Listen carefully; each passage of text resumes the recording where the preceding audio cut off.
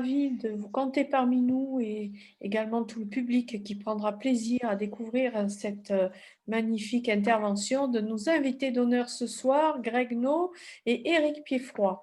Donc, nous avons été contraints de refaire une session et de refaire une programmation de manière à ce que ce soit beaucoup plus fluide, beaucoup plus clair et que vous ayez de plus intéressants éléments parce que lors de la première soirée, nous avons eu des contraintes techniques compliquées. Eric également, qui nous rejoint du Brésil, a eu de gros soucis de connexion. Donc, on n'a pas eu forcément ces partages. Enfin, voilà, ça a été complexe. Donc, ce soir, on vous invite sur une grande soirée autour du film d'Interstellar.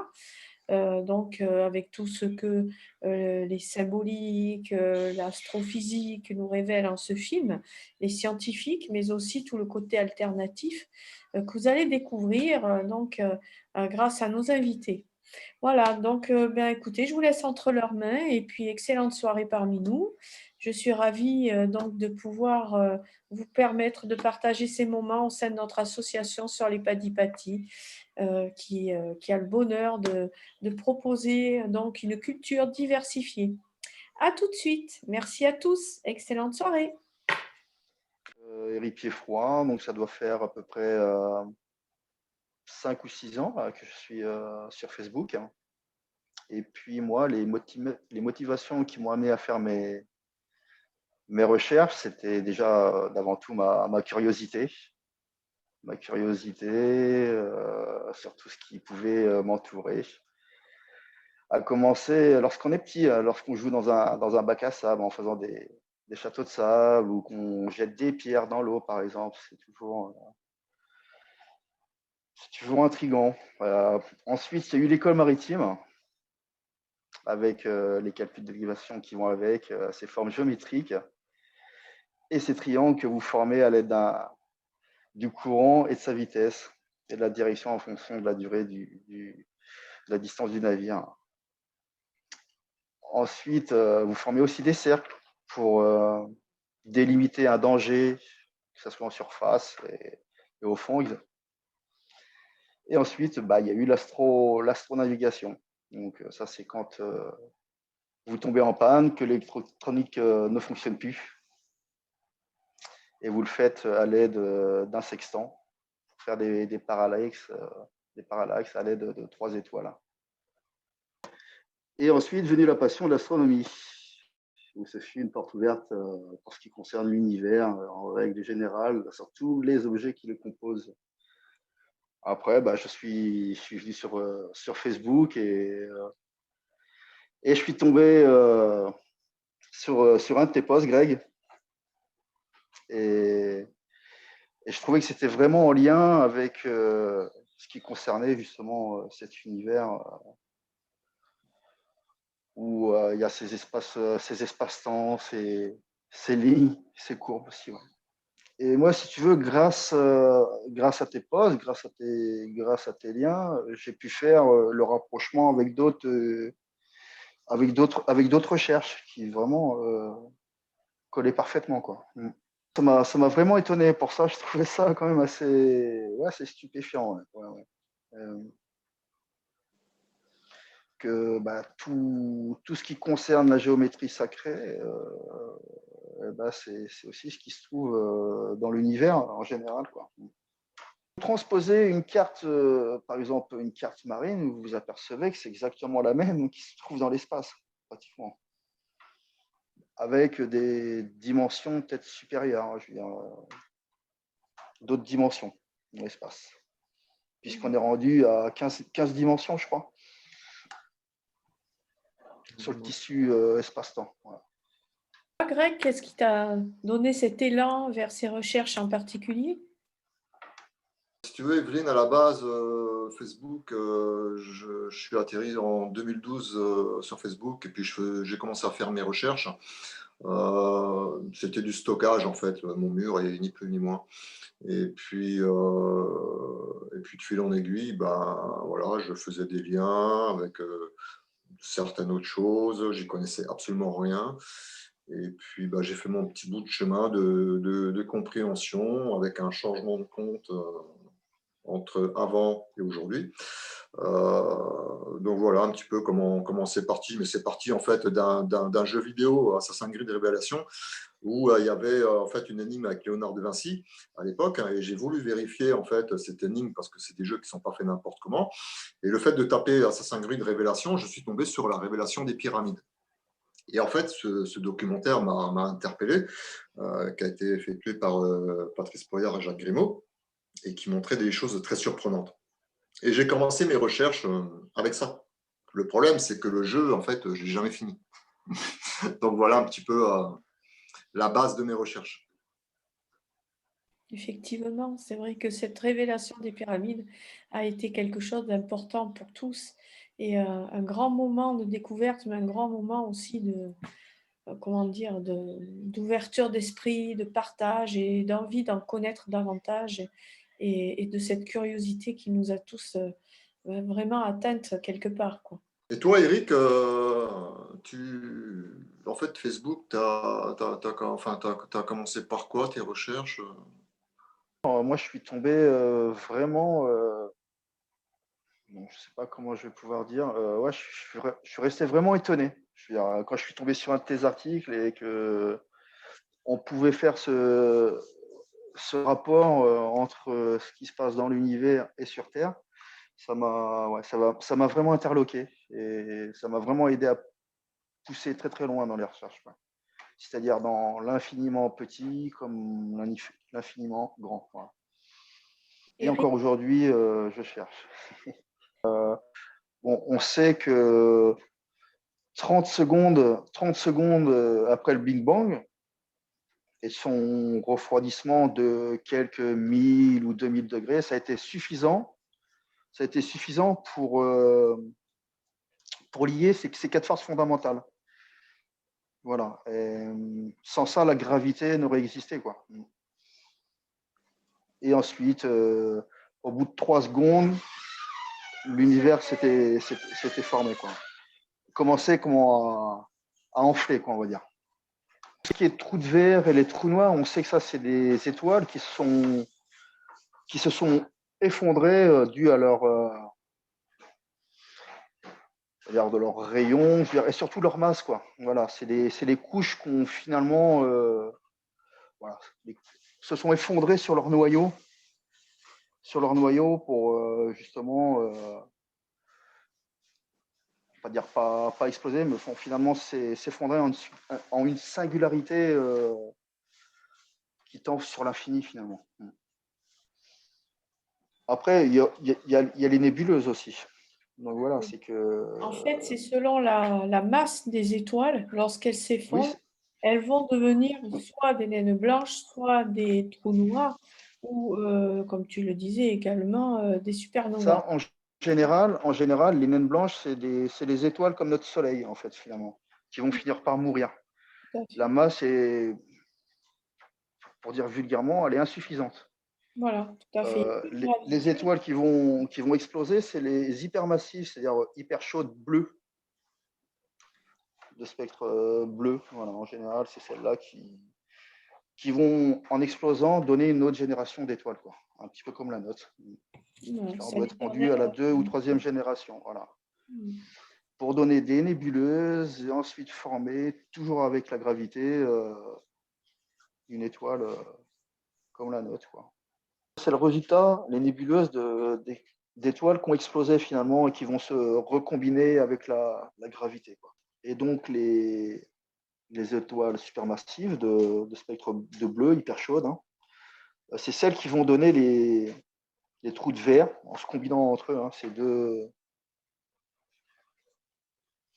deux étoiles qui ont explosé, qui vont entrer en interaction un petit peu comme l'effet Coriolis, si on veut. Voilà, pour essayer de vulgariser un peu. Le trou noir en interaction, ça pourrait être le passage pour un autre univers, en fait. Et qu'entre ces deux trous noirs, c'est un trou de verre. C'est ce qui fait la connexion entre ces deux objets hypermassifs, finalement. Il faut représenter l'espace-temps comme sur une feuille quadrillée que vous repliez. Voilà. fait, ce film a été monté complètement en parallèle avec Kip Thorne, qui est un grand physicien, un astrophysicien, qui a aidé justement à tous les effets spéciaux de ce film et qui a partagé également toute l'analyse de la relativité générale d'Einstein et puis également de la, de la physique quantique. Donc, il nous a permis de comprendre un peu certaines théories qui sont complexes pour nous à comprendre, mais à les divulguer d'une manière plus aisée à travers les images et à travers l'histoire de ce film. Et des principes aussi, selon Einstein, qu'il serait possible de plier l'espace-temps entre deux points, A et B, de manière à ce qu'on puisse voyager beaucoup plus vite, par des vitesses bien au-delà de la vitesse de la lumière, et qui nous permettrait de traverser le temps, l'espace-temps, ou bien l'univers et les univers pour voyager dans d'autres dimensions bien plus rapidement. Evelyne, tu as raison, parce que c'est ce qui est représenté en fait schématiquement et symboliquement dans Retour vers le futur. Avec, Absolument, oui, oui. ah, Oui, oui. On le retrouve aussi dans plusieurs films ou séries, Sliders, Contact, également. Enfin, il y en a de nombreux comme ça. Stargate avec les portes des étoiles, mais ça, je pense que tu vas l'aborder également. Et surtout, ce qui est intéressant à comprendre, c'est que le temps peut se contracter, s'étendre, ralentir ou accélérer. Et ça va permettre justement, si on arrive à maîtriser cette énergie exceptionnelle, on pourrait avoir des applications mais extraordinaires. C'est fabuleux. Voilà, donc nos théoriciens, nos scientifiques essaient de maîtriser un petit peu tout ça pour pouvoir offrir à l'humanité un nouveau bond, de nouveaux voyages. Eh bien, maintenant, nous laissons nos invités analyser donc cet excellent film ô combien intéressant à tout niveau, au point de vue scientifique, mais aussi au point de vue alternatif, avec toutes les analyses symboliques et autres que recèle et que cache parfois, que crypte ce film. Voilà, je vous laisse en leur compagnie. Greg, Eric, à vous. eh bien, bonjour à tous. Voilà, donc je tiens à préciser que c'est avant tout mon interprétation que je vais vous présenter. Alors, elles sont pas, c'est pas des interprétations non plus inventives, c'est des interprétations qui existent par rapport à certaines connaissances. Et comme je le dis à chaque fois, les films nous laissent passer des messages. Donc, c'est vrai que quand on connaît certaines choses, on voit tout de suite en fait à quoi ils font référence. Et bien souvent, ça marche par la symbolique, le prénom des acteurs, les nombres, et, euh, et également certains passages visuels qui sont très très furtifs, auxquels quelqu'un de lambda en fait ne verra pas en fait ces descriptions ou la symbolique qu'ils veulent montrer. Donc, je vais commencer en fait simplement pour remettre un petit peu les choses dans leur concept. Donc, le film, c'est quoi? En fait, c'est tout simplement la Terre en fait qui arrive à sa fin avec des problèmes climatiques. Et là, on nous montre en fait des problèmes climatiques qui sont représentés par des tempêtes de poussière. Donc, on va voir une image à l'écran qui va vous montrer un petit peu une tempête de sable qui arrive au loin, à l'abord d'un stade de rugby ou de foot. Et on comprend qu'avec ces tempêtes-là, l'agriculture devient de plus en plus difficile à exploiter et que l'être humain enfin, c'est compliqué pour lui de se nourrir. Donc, la base du film, c'est ça. C'est en fait, la Terre arrive à sa fin au niveau climatique et il y a des problèmes alimentaires par rapport à l'agriculture. Voilà. Donc, pour commencer, vous avez en fait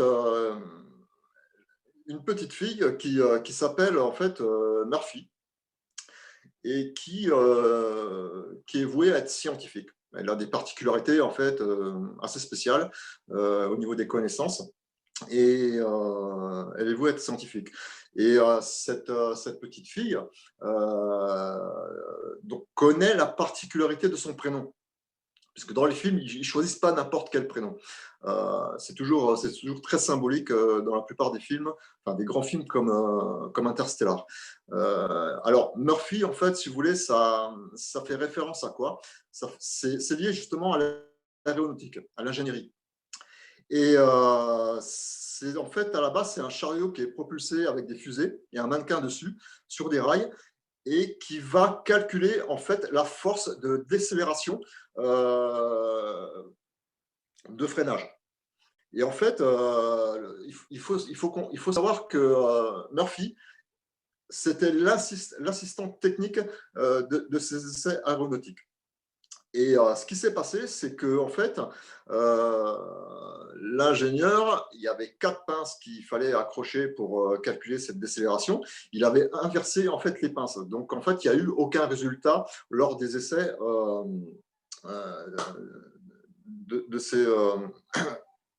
de cet essai aéronautique. Et en fait, Murphy, à un moment donné, dans le film,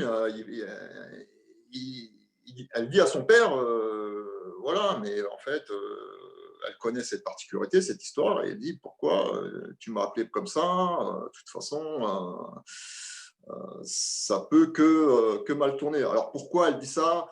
Je schématise, c'est que parce qu'en fait, cette loi, on peut la traduire tout simplement à une loi en merde, en fait. Et son père lui dit, ben, tout ce qui peut arriver, arrivera. Donc, à partir de là, on part un petit peu dans l'inconnu, dans le film. Et puis, en fait, lors d'une escapade, ils sont en train de suivre un drone sur lequel ils essayent de prendre en fait le contrôle, et ils arrivent à prendre le contrôle du drone. Et ce drone-là, on va le voir à l'image, ils arrivent en fait à le piloter. Et Murphy prend la télécommande et arrive un petit peu à le manier, à le faire tourner autour d'un lac pour le faire poser en douceur sur une colline. Vous connaissez un petit peu mes particularités avec les nombres. Quand je vois des nombres à l'écran dans un film, tout de suite, en fait, ça m'interpelle. Et ce drone, en fait, comme on peut le voir à l'écran, il est noté 24,98. Donc déjà, vu le film, déjà le 24, ça fait penser aux 24 heures. On est déjà, pour moi, c'est mon interprétation, dans le temps. Mais ce qui est intéressant de faire avec ce numéro-là, et je pense qu'ils ne l'ont pas choisi par hasard, le 24,98, quand vous l'additionnez, ça fait 122. Voilà. 122, bah tiens, ça me rappelle, en fait, quand j'ai commencé un petit peu à rentrer dans les nombres sur différents modes de calcul, y compris la guématrie, mon marqueur de base, en fait, ça a été le 222. Voilà, je voyais du 222 partout. Mais 122, pour en revenir au drone, si vous voulez, quand vous faites de la réduction, ça fait 5. Ensuite, quand vous additionnez en fait 2, 4, 9 et 8, ça fait 23. Et bizarrement, 23 en réduction, ça fait encore 5. Donc là, je me dis, déjà, c'est étonnant qu'on retrouve le nombre 55. Voilà. Donc, et ça, vous allez voir que dans le film, on va le retrouver dans une scène que je vais évoquer après. Ce numéro 5, il le montre bien à l'écran. Et je pense que ce n'est pas un hasard qui remontre ce numéro dans une scène très particulière. Ça, on le regardera à l'écran après. Mais en fait, pour revenir aux tempêtes de poussière, en fait, qui créent des problèmes sur la Terre, moi déjà, un film qui représente la poussière avec des tempêtes de poussière, et avec ce qui se passe au sein de la bibliothèque, où on retrouve également cette poussière en fait qui est codée. On y viendra plus tard.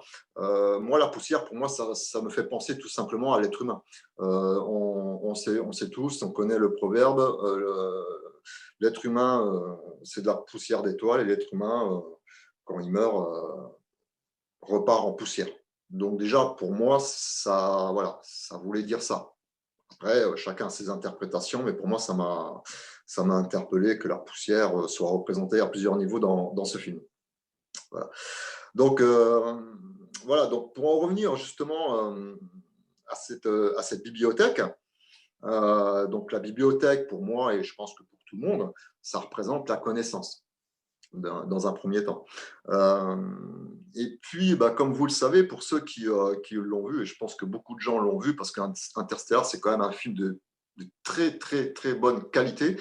Et je pense que c'est le film qui représente dans sa visualisation c'est ce qu'il y a le plus réel aujourd'hui au niveau des explications des physiciens, des scientifiques ou même de la physique quantique qu'on commence un peu à exploiter depuis quelques années. Et c'est vrai que les explications d'Eric qui nous a données au début du film sont très représentatives schématiquement par rapport à ce qu'on nous montre visuellement dans le film. Voilà. Donc cette bibliothèque, en fait, voilà, il se passe certaines choses, c'est-à-dire qu'on voit au début du film Murphy, en fait, qui interpelle son père et qui lui dit bon, il y a la poussière qui tombe d'une certaine manière, c'est bizarre. Elle croit en fait qu'elle communique avec un fantôme. Donc déjà, on se retrouve dans des phénomènes paranormaux que certains connaissent, exploitent, étudient. Et elle est persuadée que voilà, c'est quelqu'un qui communique avec elle parce que les traits sont vraiment réguliers et alignés. Et ça, on va le voir à l'écran. Et la première visualisation qu'on voit de ces traits-là, on en voit 3 en fait de traits. Après, il montre un second plan derrière qui suit où on en voit plusieurs, une dizaine à peu près, quoi. Donc, en fait, la fille explique, enfin, Murphy explique un petit peu à son père sa vision des choses, son interprétation par rapport à ce qu'elle connaît, est-ce qu'elle en comprend, est-ce qu'elle en conclut. Et c'est un petit peu ce qu'on fait tous sur Facebook, puisque chacun fait sa recherche avec ses propres affinités et chacun donne ses propres interprétations. Mais ce qui est intéressant, que ce soit dans le film ou sur Facebook, à travers toutes les recherches que tout le monde peut faire dans leur domaine et leur affinité, c'est que quelque part, tout s'additionne et tout est complémentaire. Et même s'il y a plusieurs interprétations, elles s'emboîtent. Et c'est ça qui est intéressant. Parce qu'en fait, son père, qu'est-ce qui se passe lui, il voit en fait un code binaire. Voilà. Donc lui, en fait, il va l'interpréter autrement. Donc il dit à sa fille, non, mais c'est pas ça. Pour moi, c'est des coordonnées. Donc il relève en fait le binaire, qu'il retranscrit sur une carte, et il trouve des coordonnées. Bizarrement, il évoque en fait le 1, c'est l'arche, et le 0. Donc déjà, quand on évoque l'arche, à travers les anciennes civilisations, puisque bon, la plupart de vous me connaissent, que je me suis penché dans les anciennes civilisations dès le départ et leurs anomalies, on dit arche, on pense à l'arche de Noé. Voilà, c'est un bateau, on sauve les animaux pour relancer quelque part l'humanité ou une continuité d'une certaine connaissance.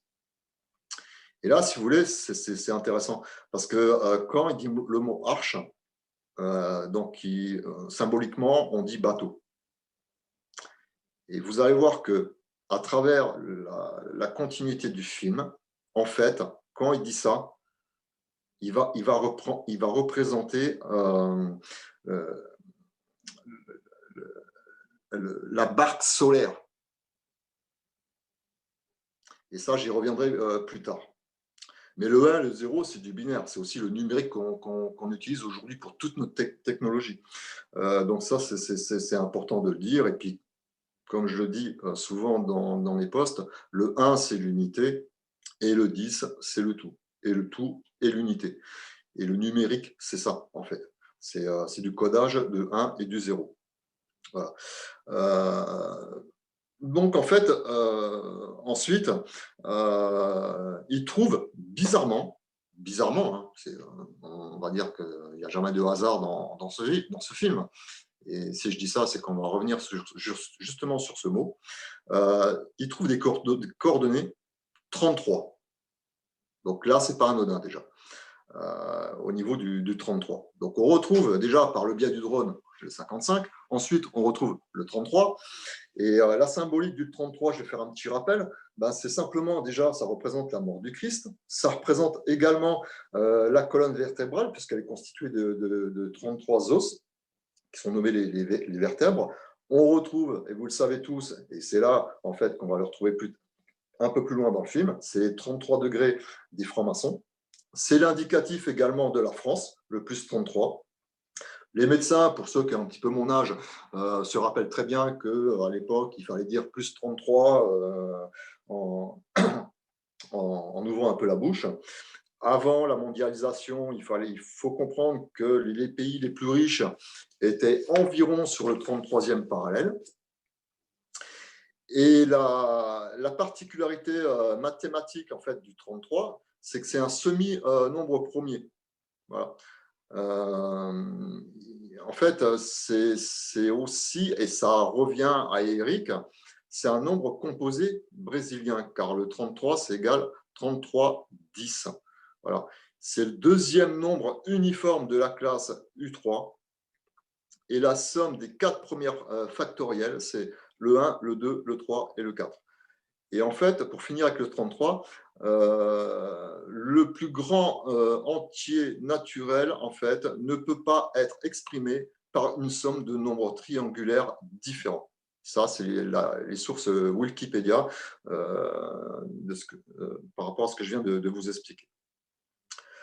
Donc voilà, donc en fait, on en revient à deux interprétations différentes par rapport à ces traits qui sont au sol devant cette bibliothèque.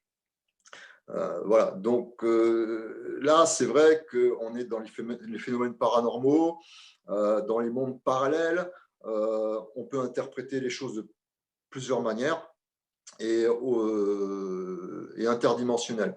Et aujourd'hui, je pense que vous le savez tous, avec beaucoup d'articles qui tombent sur Facebook et par rapport à d'autres liens, les scientifiques aujourd'hui, ils s'attaquent à la physique quantique. Et en fait, ils exploitent beaucoup de choses, dont la possibilité en fait des mondes parallèles. Voilà. Et ceux qui ont commencé vraiment au début les recherches, je pense que certains s'en souviennent. Le premier qui a évoqué ça, c'est Jean-Pierre Garnier-Mallet. En fait, il explique la théorie du dédoublement du temps et le dédoublement de soi-même. En fait, que tout ce qu'on pense, on le crée. Mais on le crée, en fait, inconsciemment, sans le savoir, mais on crée une réalité dans le futur en parallèle par rapport au monde 3D où nous sommes.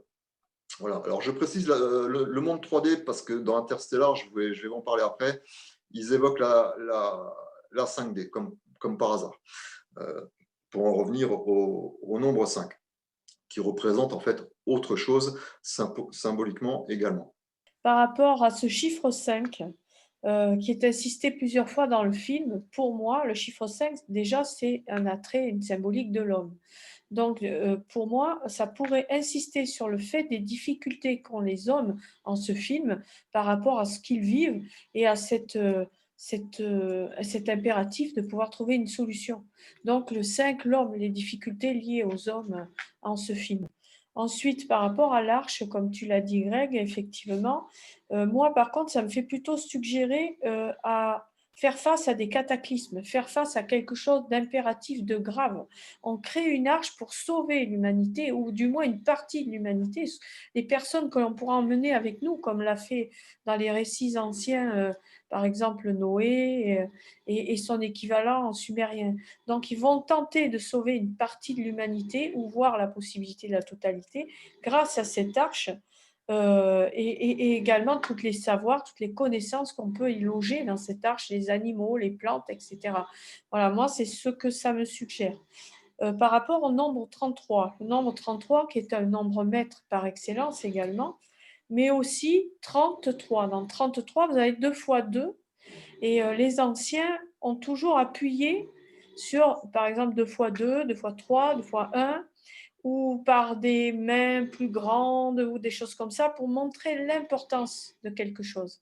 Et dans 33, donc, on a 2 fois 2, et ce nombre nous renvoie vers la triangulation augmentée, vers la pyramide aussi, puisque la pyramide, c'est 3 par 4, mais 3 augmentés, et éventuellement aussi la pyramide en 3D. On y trouve aussi la triade et le triangle mêlé dans ce 33. Et donc, dans le cadre du film, ce 33 signifie aussi la triangulation que peut produire ces humains qui cherchent à partir de cette Terre qui est malheureusement en un système solaire en cours de destruction, plus ou moins. Et donc, ils essaient de partir de la Terre pour aller vers ce trou de verre, pour y trouver éventuellement une planète qui pourrait sauver l'humanité et l'aider à survivre. Donc, on y trouve cette triangulation par rapport à ces 3 lieux pour trouver la solution au bout de ce problème qui est extrême pour l'humanité. Voilà, en tout cas, ce sont mes interprétations personnelles, et je voulais vous les partager. Merci à toi, Evelyne, pour ces précisions. Et c'est vrai que c'est là où on est tous un petit peu complémentaires dans nos recherches, parce qu'on ne peut pas toujours tout trouver. Et c'est vrai ce que tu dis, c'est en fait par rapport, en revenant sur le film, on sait qu'aujourd'hui, les cosmonautes qui partent dans l'espace, ils ont un léger décalage temporel. C'est minime, mais de mémoire, j'avais lu un article, il l'avait souligné. Donc, c'est vrai que ce film, comme vous le savez, il démontre un décalage temporel, non pas minime, mais énorme. Et il y a un article qui est sorti il n'y a pas très très longtemps où ils ont réussi à effectuer une téléportation. Voilà, de 44 km. Donc, moi, le 44, ça m'a fait bien rigoler avec les nombres. Parce que pour moi, le 44, et je l'expliquerai peut-être un jour dans une interview, pour moi, le 44, c'est Isis, par réduction. Donc, ça m'a fait un petit peu sourire. Voilà. Et en fait, pour en revenir à Murphy, donc dans le film, Murphy, comme par hasard, c'est une rousse aux yeux bleus. Et ça, c'est souvent en fait qu'ils prennent des rousses aux yeux bleus dans les films, comme le film que j'avais fait décrypter dans Guyver, c'était le cas. Et il faut savoir que en fait, la particularité de ces gens-là, c'est que déjà en premier lieu, ils ont un ADN très particulier. Voilà. Ensuite, la deuxième particularité, et pas la moindre, puisque j'étais chercher sur Internet des informations, ce sont des gens qui vieillissent moins vite. Donc ça, c'est en fait, on va dire que c'est étonnant, mais à la fois non.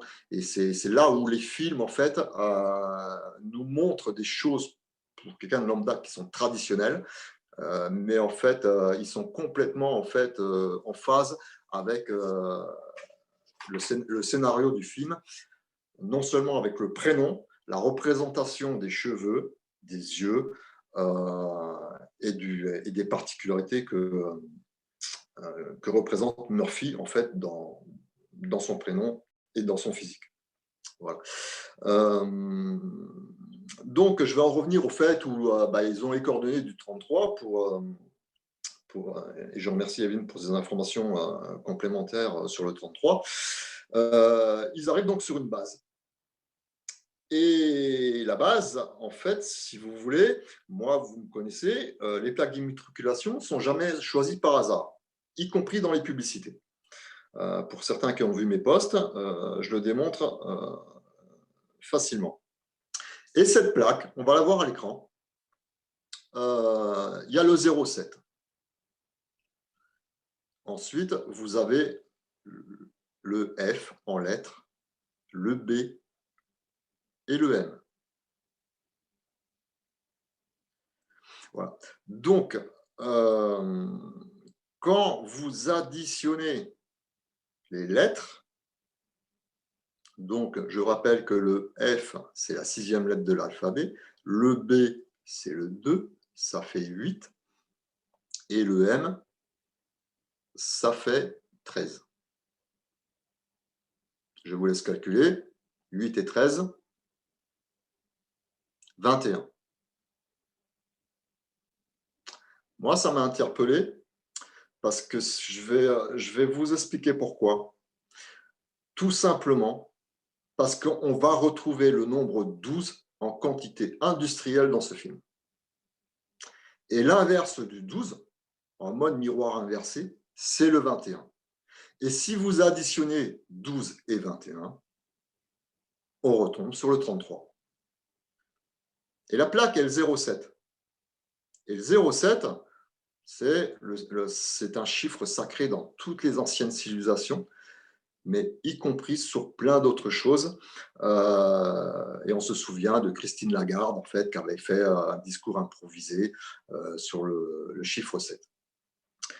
Donc, on retrouve des chiffres quand même étonnants sur les plaques d'immatriculation qui, à mon avis, ne sont pas là par hasard, puisqu'on arrive à faire les liens avec ce qui en découle dans le film, notamment sur le numéro 12. Voilà. Parce que le 12, en fait, on le retrouve à plusieurs niveaux.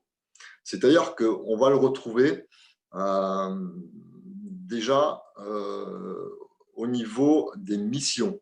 Dans Interstellar, vous avez 12 missions. Voilà. Vous avez également, ils auraient pu ne pas l'évoquer, mais ils l'ont évoqué. Il y a des films qui l'évoquent régulièrement. Il y a un plan A et il y a un plan B. Le A, c'est le 1. Le B, c'est le 2. Voilà. Donc, ensuite, vous allez retrouver également la station orbitale qui est en forme de cercle, avec un vaisseau central au milieu, en forme de pointe, on va dire. Et bizarrement, ce vaisseau, il a 12 modules. Voilà, donc on retrouve déjà le 12 à nouveau dans ce film. Alors le 12, on fait référence bien sûr aux 12 heures, aux 12 constellations, aux 12 apôtres de Jésus. Voilà, il y a plein d'autres significations avec le 12.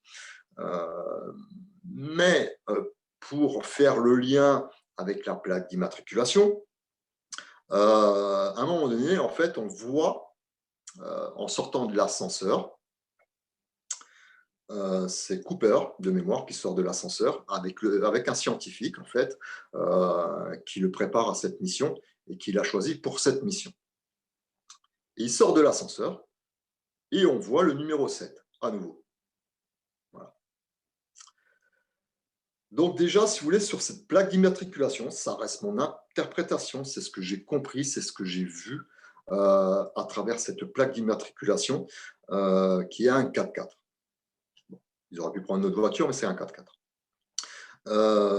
Voilà, donc déjà, on voit le level 7 en sortie de l'ascenseur. Si vous voulez, quand on voit cette plaque d'immatriculation qui est devant le portail de la base, la salle, en fait, il y a une salle, quand il rentre dans une salle, elle porte le numéro 105. Son fils, il a 15 ans. Donc, si vous voulez, si on enlève le 0, on est sur du 15-15. Et comme tout est double, le 15-15, c'est aussi le nombre d'Isis. Ça, je l'expliquerai. Mais pourquoi je dis ça? Parce que quand vous inversez le 15-15, vous retrouvez en fait l'angle de l'inclinaison de la grande pyramide, qui est 51-51. Voilà. Je ne vais pas aller plus loin, mais si on va un petit peu plus dans le ciel et dans l'espace pour rejoindre le film, quand on sait que les 3 pyramides étaient calées sur la ceinture d'Orion, Mais quand vous prenez les 4 étoiles qui sont à l'extrémité d'Orion, elles sont à 51,51 degrés. Donc c'est quand même étonnant.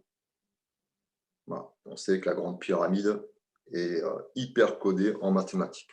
Alors moi, je voulais également rebondir sur le chiffre 44, parce qu'en fait, ce chiffre mètre-là aussi nous ramène vers le cube, 4 et 4.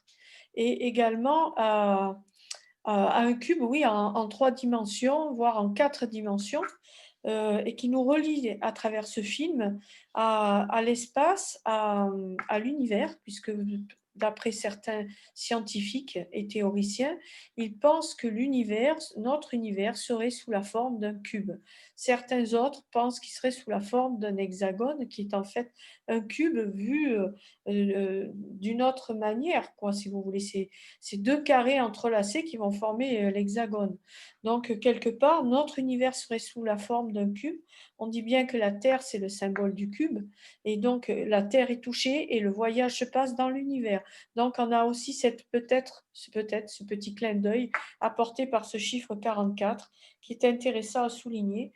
Mais c'est aussi le symbole de la matière, le symbole de l'homme, le symbole de tout ce qui constitue la vie, la matière, la source de toute vie, le 44, enfin du moins le cube. Voilà, et quand vous rentrez dans une église, je tenais à le souligner, la plupart des monuments religieux sont faits sous la forme d'une croix. Donc on pense tout de suite au symbole chrétien de la croix, mais en fait, il y a aussi la possibilité d'entrevoir que nous marchons dans un cube étalé. Donc nous allons prier sur l'univers, sur tout ce que nous apporte la source de l'univers. Voilà, je vous laisse méditer sur ces paroles et je laisse la parole donc à nos intervenants. Et c'est vrai qu'en faisant quelques observations, on s'aperçoit que ce soit le Soleil, notre planète et les autres planètes du système solaire possèdent justement ce fameux hexagone. Et oui, Donc tout est hexagone. on peut se demander, mais pourquoi pas sur les autres planètes, étoiles, finalement, Tout à fait. puisque notre Soleil interagit avec notre planète, donc forcément, tout interagit en fait, finalement. C'est vrai que voilà, c'est là où on s'aperçoit que tout est mathématique quelque part. Qu'on en arrive à la géométrie sacrée. Et pour en revenir à ce que je disais en fait au niveau du 15 et du 15, puisque son fils a 15 ans, à un moment donné, au début du film, en fait, Cooper va voir les profs pour une évaluation de ses enfants, à savoir Murphy et son fils. Et c'est là qu'on retrouve à nouveau le numéro 5 quand il rentre dans cette salle. Et ce 5-là est collé, on le voit bien, contre une télé. Donc, ce 5, en réduction, avec le même nombre, en faisant 2 calculs différents, comme je dis au début, on le retrouve 2 fois sur le drone. Donc, si on additionne ces 3 5, quand vous faites 3 fois 5, on est sur du 15 ou du 51, inversé, comme vous voulez. Mais on est là-dedans. Voilà, en fait, si vous voulez, déjà, tout ce qu'on peut en découler avec les nombres dans ce genre de film. Je pense qu'on fait les bons liens, même si ça reste mon interprétation. Je suis dans les nombres en permanence. Je ne vais pas l'évoquer trop longtemps parce que ça reste symbolique. Mais les nombres parlent. Voilà. Et il y a un autre passage dans le film où il y a notre salle, en fait, qui est numérotée L129A. Et c'est écrit le level 1. Donc là, bizarrement, le L, on retrouve, le L, c'est la lettre numéro 12. Donc on retrouve à nouveau ce 12. 129, vous additionnez, ça fait à nouveau 12. Et vous avez le A. Et le A, c'est le 1, level 1. Voilà. Donc, tout ça pour dire que le 12, on le retrouve vraiment partout dans ce film, donc il représente le temps. Voilà. comme le numéro qui est très connu symboliquement, puisqu'Evelyne t'en faisait part au départ, on sait que le 101, ça représente symboliquement une porte temporelle. Et ça, vous avez un lien qui l'explique très bien. Ça ne représente pas que ça, mais on le retrouve en fait dans des affiches, Stargate notamment, quand vous avez la porte des étoiles, vous avez l'affiche, vous avez 2 Goa'uld chaque côté. Vous prenez les 2 Goa'uld symboliquement comme des piliers, la porte en tant que 0, on est sur du 101. Voilà. Et tout ça, si vous voulez, c'est montré volontairement. Maintenant, il faut comprendre les choses, il faut connaître la symbolique, la propriété des nombres et faire des liens pour que ça soit cohérent. Ce que j'essaye de vous démontrer en ce moment. Le 101, c'est aussi un effet miroir de ces chiffres, puisque le 1 va se refléter sur l'autre 1, et c'est aussi les 2 piliers de la création, les 2 piliers que l'on retrouve aussi dans les temples des sociétés secrètes, hein, les temples franc-maçonniques, les deux piliers que l'on retrouve aussi dans le temple de Salomon, les 2 piliers d'airain qui sont censés résister au déluge, donc quelque chose de très massif, de très résistant à tout, et qui est la base aussi, la base de tout, de toute la création. Donc voilà, le 101 aussi peut être apparenté à ces symboliques-là. Donc après, dans le film, comme vous le savez tous, vous avez une intelligence artificielle. C'est un robot. Ce robot, en fait, il est noir. Et de chaque côté, en fait, c'est simplement des bras en fait, qui permettent à ce robot, à cette intelligence artificielle d'avancer. Et bizarrement, ce robot, je pense que vous avez tous fait le lien quand on voit ce robot, bah, il fait penser au monolithe du film 2001, l'Odyssée de l'espace. Il est noir, je ne sais pas si c'est la même taille, mais ça ressemble énormément à cette intelligence artificielle en fait, qu'on retrouve dans ce film. On va le voir à l'écran. Il y a une particularité en fait, sur ce robot, sur cette intelligence artificielle, c'est qu'il se nomme TARS. Et TARS, en fait, si vous voulez, l'anagramme de TARS, c'est star, donc étoile. On peut continuer dans l'extension des significations du mot star, étoile, astre, par extension l'être humain, etc. Mais à côté de cette nomination, on retrouve en fait des points. Ça me fait penser en fait à ce que vous retrouvez dans les ascenseurs. On dirait du braille en fait, pour les aveugles. Donc, j'ai compté les points. Bizarrement, il y en a 12 à nouveau. Ensuite, dans le film, vous avez la scientifique de la mission qui s'appelle le docteur Brandt. Bon, moi, Brandt, ça m'a fait penser un peu à Ernest Brandt dans Retour vers le futur. Voilà. Et on est dans la même thématique, on est dans l'espace-temps, dans le temporel, dans ces 2 films-là. Alors pourquoi je vous parle de ça et j'ai fait ce lien, on va dire phonétique pour moi, hein, qui rejoint Retour vers le futur, parce que j'ai demandé à mon fils de mettre sur pause. En fait, si vous voulez, il y a un moment donné, il y a Cooper, il sort de la chambre de Murphy, et quand il sort de la chambre de Murphy, il y a un livre qui tombe. Et j'ai demandé à mon fils de mettre sur pause, mais vraiment au moment où le livre il tombe. Et en fait, ça tombe sur 2h08:08. En fait, c'est le temps restant du film. Voilà. Donc là, avec le lien que j'avais fait, sans savoir en fait ça, bah, le 88, c'est la vitesse en fait de la DeLorean pour faire le passage temporel. Donc ça m'a fait penser à ça.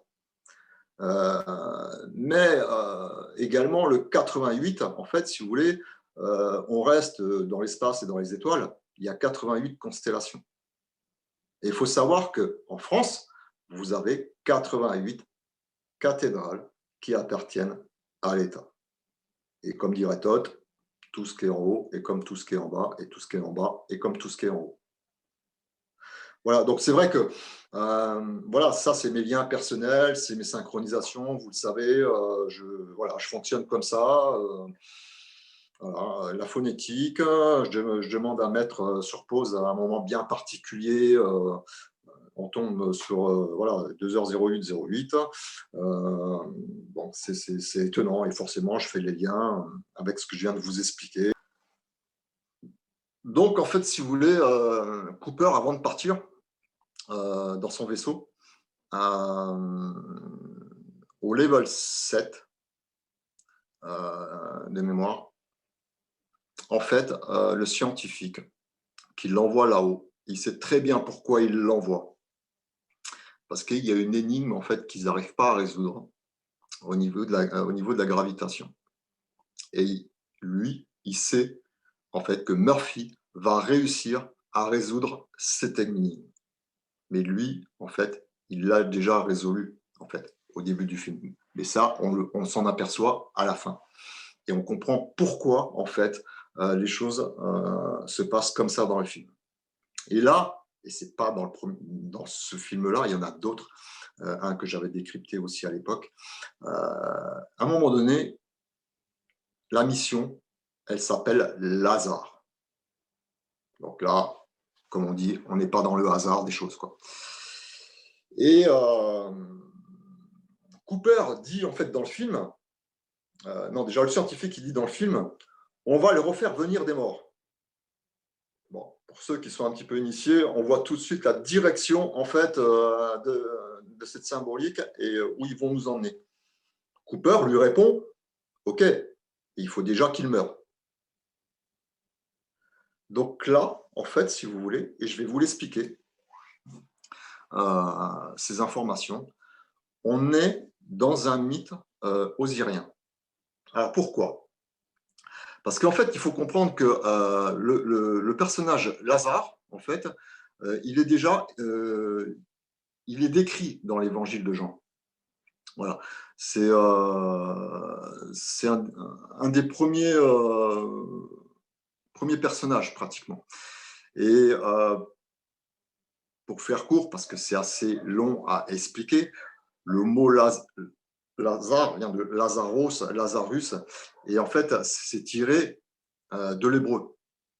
El Hazar. Voilà. Et ça veut dire, en fait, le Dieu aide ou le Dieu protecteur. Donc, en fait, ce personnage, ce mot, c'est lié directement et c'est issu du culte d'Osiris dans le nom égyptien. C'est-à-dire Hazar, qui signifie en fait le siège, en fait, le trône, si vous voulez. Voilà. Et des fois, j'ai fait un petit montage, et vous le trouverez régulièrement sur mon mur.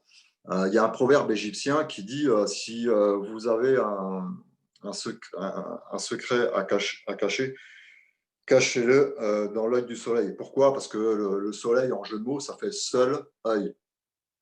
Voilà. Donc là, on est dans la représentation phonétique avec la langue des oiseaux, le seul œil. Voilà. L'œil de russe.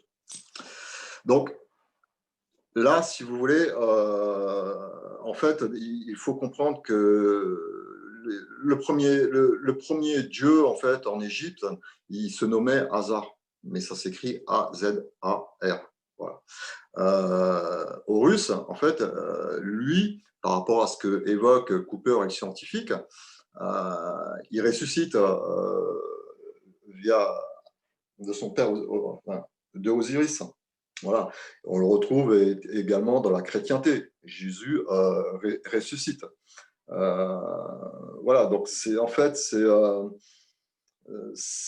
voilà, ça fait référence à ça. C'est la mission Hazar, en fait, c'est pas c'est pas anodin. C'est Osiris, hein. Et quand vous décomposez le mot Osiris, vous avez Or et Isis.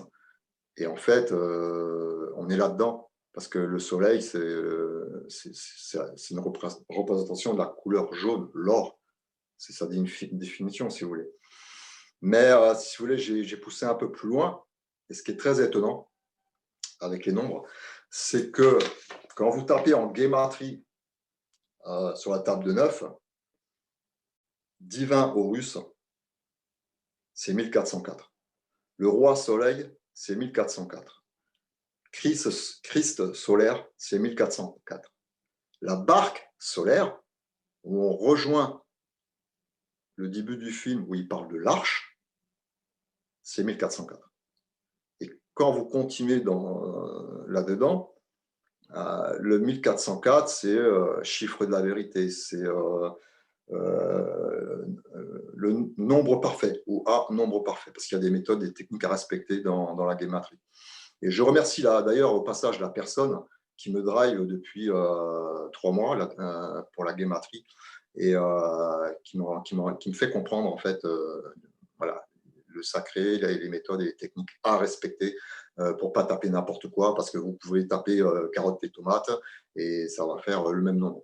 Donc les chiffres, comme on dit, on peut leur dire n'importe quoi, mais là, si vous voulez, ce que je suis en train de vous expliquer, c'est pas n'importe quoi. C'est des choses factuelles qui se vérifient. Donc voilà, donc cette scène elle est importante et c'est vrai que pour les gens qui ne sont pas forcément initiés à certaines connaissances, c'est un mythe osirien. Voilà, c'est dit en 5 secondes dans le film. Voilà. Il faut en fait vraiment voir, comme je dis souvent, l'invisible à travers le visible. Voilà. Et ce que je viens de vous expliquer, c'est simplement des informations d'un post de Philippe où il avait repris mon décryptage d'Interstellar à l'époque, parce que celui que je suis en train de vous faire est beaucoup plus complet, puisque Interstellar, je ne l'avais vu qu'une fois. Et quand j'ai fait, et là, je l'ai regardé une seconde fois, et forcément, je fais plus de liens, je vois plus de choses, et il y a plus d'informations qui en ressortent et qui en découlent des films que j'ai pu décrypter à l'époque. Donc voilà, si vous voulez, pour faire court, ce que représente en fait le film, on est dans un mythe osirien tout simplement, quoi, avec les informations que ça comporte. Donc là, j'ai fait court, mais ces informations-là, vous les retrouverez sur un post de Philippe qui lui aussi a pris des informations de Anton Parks. Voilà, donc j'ai essayé de faire court, fluide et simple concernant ces informations.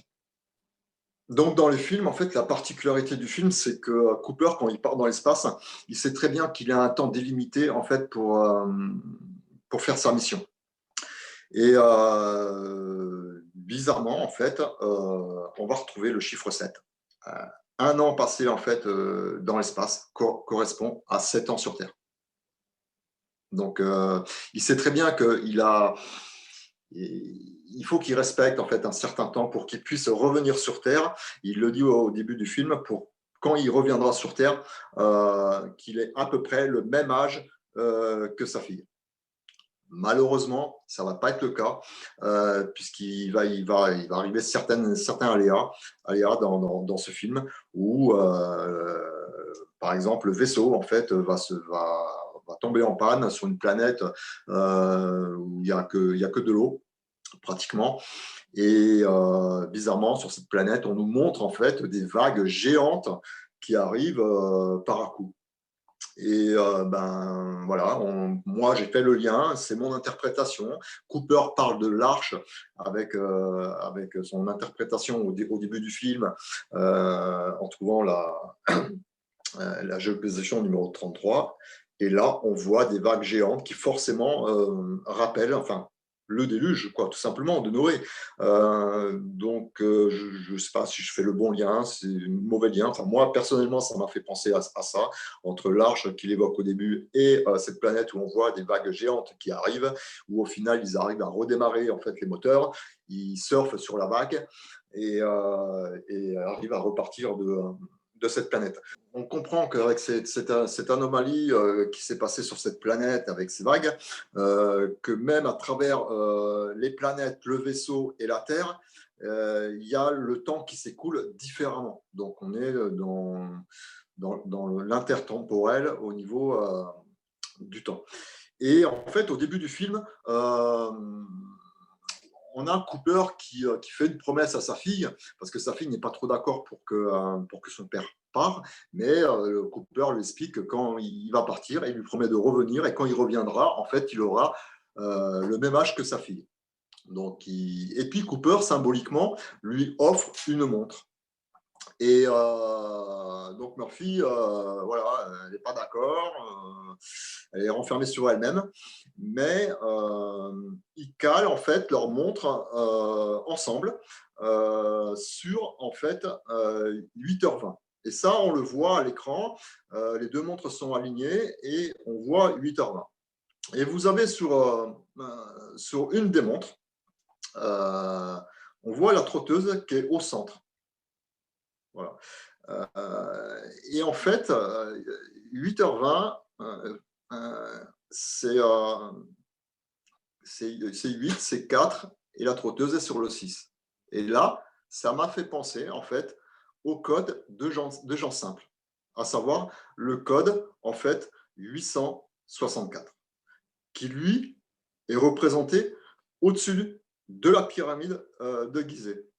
Et en fait, la déduction, elle est simple. C'est-à-dire qu'en fait, dans une journée, vous avez 86 400 secondes. Voilà. Ensuite, Fabien et Jean ont fait des équations très simples où on en découle en fait l'angle de la grande pyramide, qui va en découler en fait le périmètre de la pyramide, et qui va en découler en fait la circonférence moyenne de la Terre.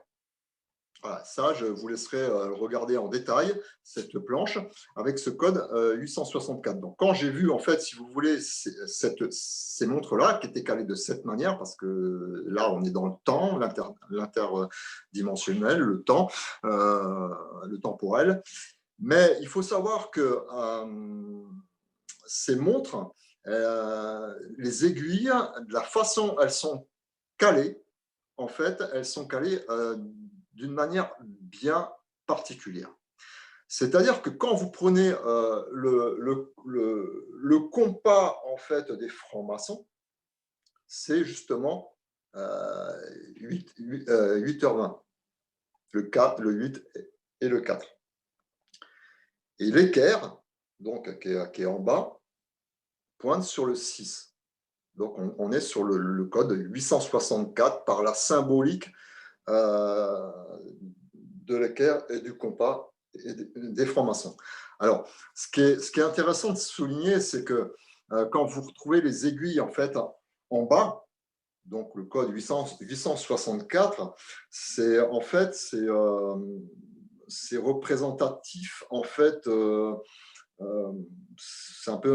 C'est négatif, on pointe les choses vers le bas. Et quand vous avez donc l'équerre qui, elle, est sur 10h10, il faut savoir que toutes les montres aujourd'hui sont calées sur 10h10. Et quand vous prenez Retour vers le futur, la première image qu'on voit quand Ernest Brown veut raccorder le câble à la mairie, parce qu'ils savent que la foudre va tomber dessus, on voit en fait l'heure, et c'est 10h01 de mémoire. Donc là, on va retrouver le 10, et 01, ben, c'est en miroir inversé, c'est le 10. Donc on est sur du 10-10. Mais en fait, il y a une histoire derrière tout ça, c'est que en fait, ça correspond justement à la planche que vous voyez, ça correspond au méridien de Greenwich. C'est-à-dire que c'est le point zéro. Et ça représente aussi les 180 degrés. Et en fait, ça représente bien sûr les 24 heures, et ça a été signé par 24 pays. Voilà. Et les horlogers ont calé en fait toutes leurs horloges sur 10h10. Il y a aussi une origine historique liée à l'heure 10h10. C'est voilà, c'est pas la moindre, puisqu'en fait, c'est Louis XVI, le roi de France, qui s'est fait décapiter en fait à 10h10. Et en fait, c'est aussi pour lui rendre hommage que les aiguilles sont calées sur 10h10. Parce que voilà, la France, les Français, est le seul peuple au monde qui ont coupé la tête de ses propres rois. Voilà. Mais également, cette particularité de 10h10, c'est les aiguilles, en fait, pour rester dans le film, qui pointent vers le ciel. Et si vous prenez en fait 10h10 dans sa forme, ça fait un V, comme victoire. Voilà. Donc ça, si vous voulez, c'est bon, c'est sûr qu'il faut le comprendre, il faut le voir, il faut avoir une certaine connaissance pour faire ce genre de lien. Mais pour en revenir à la France, regardez bien cette photo où je pense que c'était la première allocution de Macron quand il était président. Bien sûr, il a été élu devant la pyramide du Louvre. Donc, on reste dans le compas, quelque part, hein, ou l'équerre.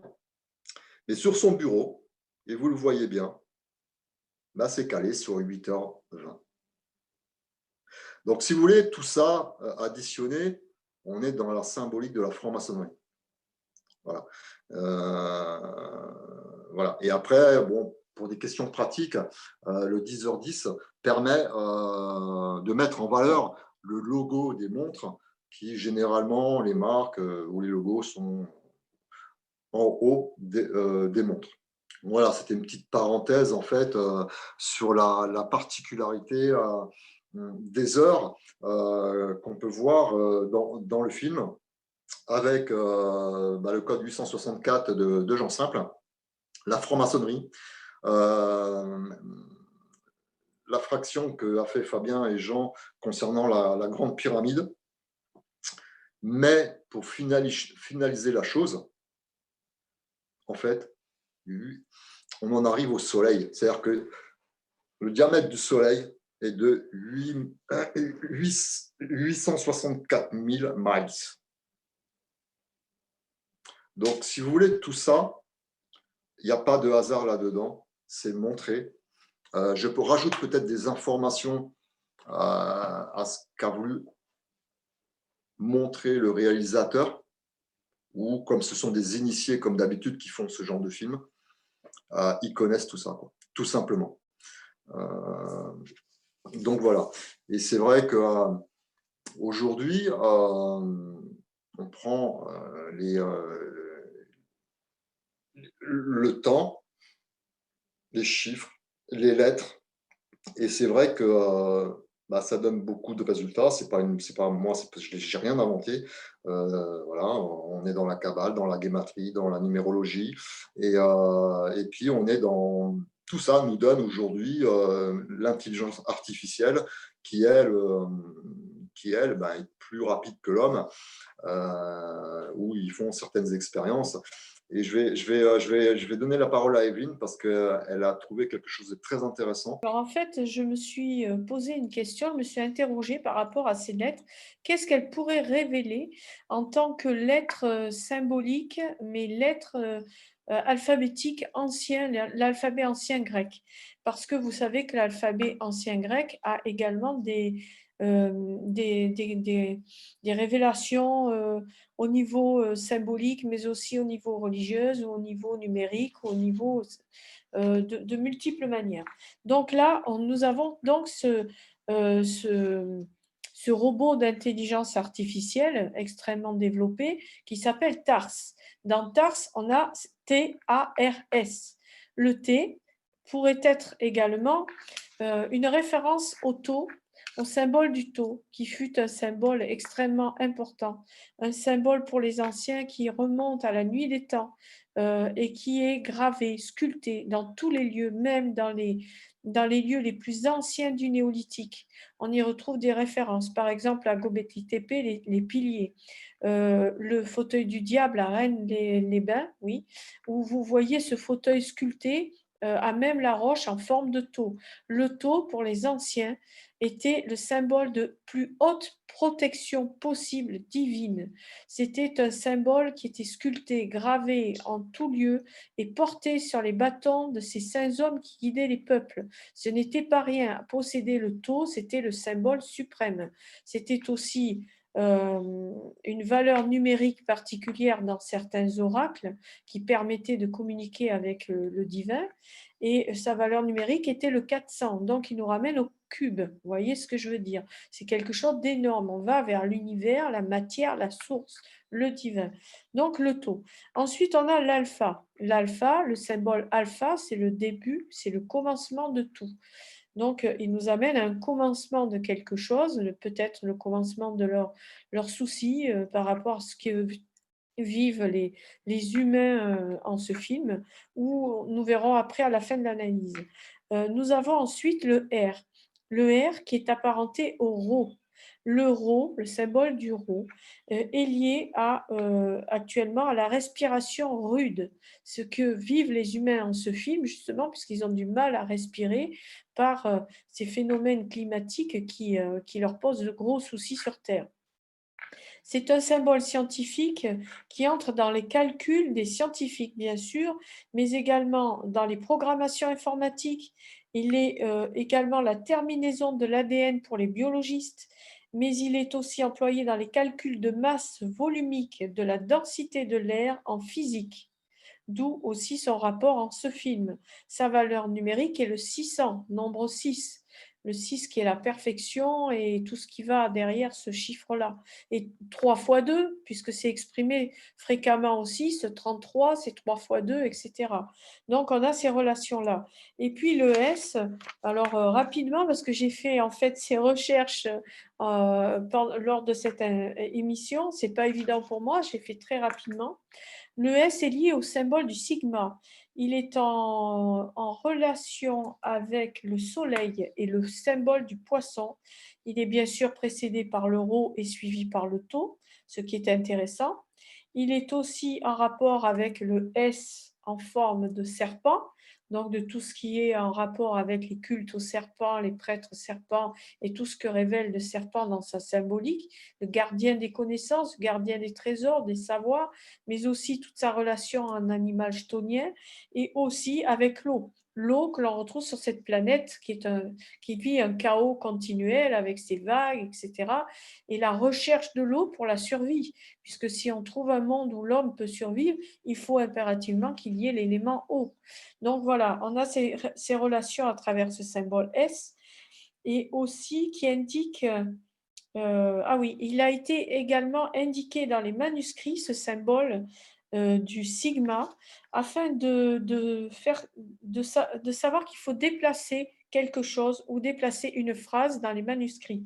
En fait, sa position, il indique qu'il y a une position incorrecte quelque part. Donc, est-ce que justement, ça ne révèle pas ce que dans le film est suggéré, qu'il faut qu'ils recherchent la fameuse planète où les humains pourraient se rendre pour survivre, puisque toutes celles qu'ils ont eues sur ces 12 planètes qui ont été recherchées, il n'y en a eu que 3 dont les signaux leur sont parvenus, et sur ces 3, il faut trouver laquelle est la bonne. Donc, il y a bien des positions incorrectes quelque part à trouver et à révéler pour pouvoir les exploiter. Donc voilà, je vous laisse réfléchir sur ces symboliques-là qui pourraient être intéressantes. Et également, je rebondis sur les 12, le chiffre 12, et ces 12 planètes qui m'ont tout de suite interloqué et interpellée, parce que dans les légendes mayas, et notamment dans les légendes qui font attrait au crâne de cristal, il y a une légende qui parle de 12 planètes qui garderaient, qui seraient garantes des savoirs et des connaissances les plus ancestrales de l'univers. Et dans ces crânes de cristal, chaque crâne aurait serait gardienne d'un de ces savoirs. Merci Evelyne, c'est vrai que c'est très pertinent ce que tu viens d'expliquer. Et c'est là en fait où voilà, quand on travaille ensemble et chacun de notre côté avec nos affinités, on en découle vraiment des choses cohérentes à travers nos interprétations. Et c'est le cas au début du film quand Cooper et sa fille évoquent ces traits qui tombent vraiment bizarrement de la bibliothèque. Et en fait, ça va se rejoindre à la fin du film. Et c'est vrai que le nombre 12, comme tu dis, Evelyne, il est particulier parce que il y a un moment dans un passage du film avant qu'ils arrivent en fait à la station orbitale qui donc a 12 modules avec un vaisseau au centre. Dans le film, il y a un moment donné, ils disent nous sommes à 12 minutes de l'arrivée de cette station. Donc, ils évoquent le nombre 12 encore une fois. Et c'est pour ça que ce nombre 12, en fait, on le retrouve mais, à travers le film partout. Donc, c'est sûr, il y a des nombres qui tombent, mais il y a des nombres que les gens ne voient pas, mais qui sont là, que ce soit en mode miroir inversé ou par le biais des plaques d'immatriculation, du drone, tout ça. Bon, le drone, il donne le numéro 5, 55 avec la télé 555. Tout ça pour rebondir sur quoi? C'est qu'en fait, ils ont une anomalie à résoudre sur la gravité. Il y a un moment donné, Murphy est devant un tableau et elle fait un cercle, elle marque la lettre G. Voilà. Donc, voilà. Bon, après, la lettre G, on retrouve ça dans le film, hein, sur la plaque 07, le level 7, et la lettre G, c'est la 7e lettre de l'alphabet. Ça correspond au grand architecte des francs-maçons, à la géométrie sacrée, au mot God en anglais qui veut dire Dieu, au compas, mais ça correspond aussi également au trou noir qui est évoqué dans le film, qui commence par un G, à savoir Gargantua. Et là, je savais un petit peu ce que voulait dire Gargantua, mais j'ai cherché sur Internet, et en fait, c'est une invention de Rabelais, en fait. Et en fait, ça fait référence aux géants. Et ce qui est rigolo, c'est que en fait, dans les années 1810, Thomas de Saint-Mars engage ce domaine de recherche en montrant des traces de géants. Et Gargantua, en fait, c'est le trou noir. Et là où je veux en venir, c'est que dans le film, en fait, il y a 2 étoiles qui sont mises en avant. Mars. Et c'est là où c'est bizarre, parce que quand je lis en fait ce qu'il y a sur un lien, l'origine populaire des géants, en fait, en 1810, c'est Thomas de Saint-Mars. Bon, hasard, j'en sais rien. Mais il montre aussi, sans faire de jeu de mots, la planète Saturne. Et Saturne, c'est le dieu Chronos, en fait. Ça représente le temps. C'est le dieu qui mange ses enfants. Mais en extension, alors avec une autre interprétation, c'est le temps qui nous mange et on meurt parce que en fait, l'humain meurt de vieillesse.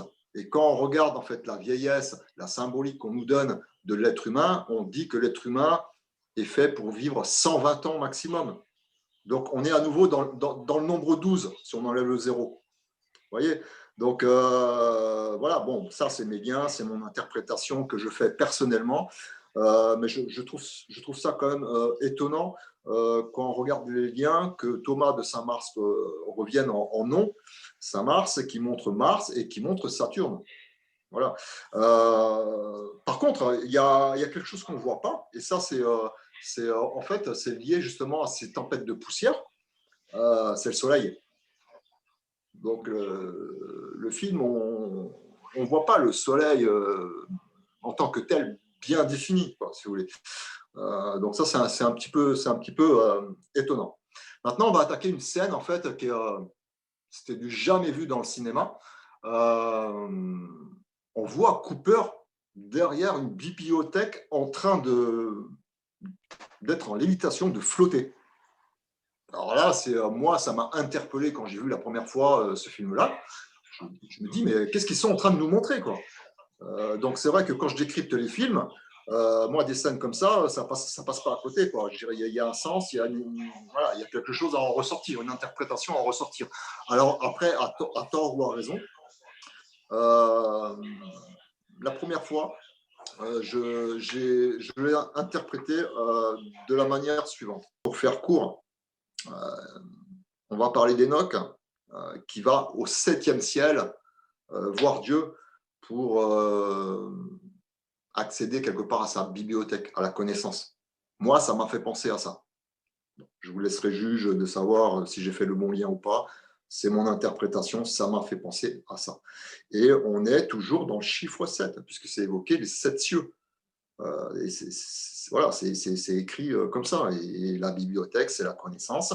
Mais la particularité de ce film, c'est que là, Cooper, il veut communiquer avec sa fille. Un peu comme Enoch et le Dieu, où il va acquérir une certaine connaissance et il va falloir qu'il redescende pour retransmettre cette connaissance et savoir où il se trouve et à qui il va le retransmettre. Et dans la bibliothèque, la parabole est la même. C'est-à-dire que Cooper comprend que c'est lui, au début du film, qui est en train de communiquer avec sa fille, puisque le temps n'est pas le même. Donc, en fait, ce qu'il voit, c'est son avenir. Et en fait, l'interprétation de Murphy est la bonne, puisqu'en fait, elle dit c'est un fantôme qui essaye de communiquer avec moi. Et elle l'interprète avec du morse de mémoire. Et en fait, Murphy trouve et comprend que c'est le mot reste. Voilà. En fait, c'est le père qui se débrouille pour trouver le bon endroit, le bon moment dans la bibliothèque pour communiquer avec sa fille. Ça, vous le verrez à l'écran. Voilà, on le voit derrière la bibliothèque, des livres, il essaye de les pousser. Donc, comme le temps est, je pense, est soit plus dense ou contracté, voilà. Et les livres tombent. Et c'est pour ça que quand, en fait, je dis à mon fils, ça met sur pause et que le livre tombe, parce qu'ils font un retour en arrière par rapport au début du film, ça tombe sur 2h08, donc j'ai fait le lien avec le 88. Mais voilà, donc là, Cooper, en fait, voilà, il comprend, il dit, voilà, reste, et c'est ce que le mot qu'elle a trouvé, en fait, outre l'interprétation de Cooper, qui lui en avait fait une autre interprétation pour trouver la géolocalisation 33. Mais là, ce qui est très étonnant, et si vous voulez, pour rester là-dedans, c'est que bon, la musique du film, elle s'appelle Rest, hein, Stay en anglais. Et j'ai été voir, en fait, si vous voulez, la chanson officielle. Hein. Tenez-vous bien, elle dure 2 minutes 33. Alors ça m'a surpris, oui et non, parce que je me dis maintenant, de toute façon, ils montrent tout à travers les films.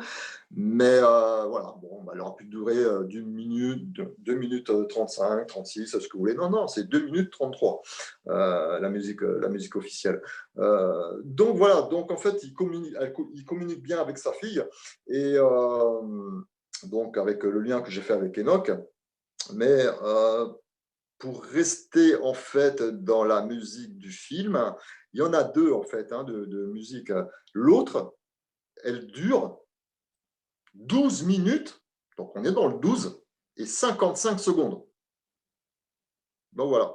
Donc tout ça pour moi, si vous voulez, il n'y a pas de hasard là-dedans. On retrouve le 5 par 2 calculs différents sur le drone. Et Cooper, en fait, quand il est derrière cette bibliothèque, il comprend qu'il parle de la 5e dimension. Donc, on est à nouveau dans le 5. Il comprend que la Terre est en 3D. Il comprend que l'endroit où il est derrière la bibliothèque, c'est de la 5D. Et il comprend que l'anomalie qu'il n'arrive pas à trouver, c'est lié à la gravitation de l'espace-temps. Voilà. Donc, voilà, moi, cette scène, je dis, non, début, quand j'ai vu ça, je fais, ils ont craqué ou quoi? Et non, ils n'ont pas craqué. Au contraire, ils démontrent très très bien certaines choses quand on réfléchit à ça et qu'on fait les bons liens. Donc, il comprend en fait qu'il est dans la 5D, mais il comprend également que en fait, le voyage dans le temps, parce qu'on l'évoque quand même, hein, aujourd'hui, ils commencent à parler de téléportation, de choses comme ça, parce qu'ils avancent relativement assez vite avec la physique quantique.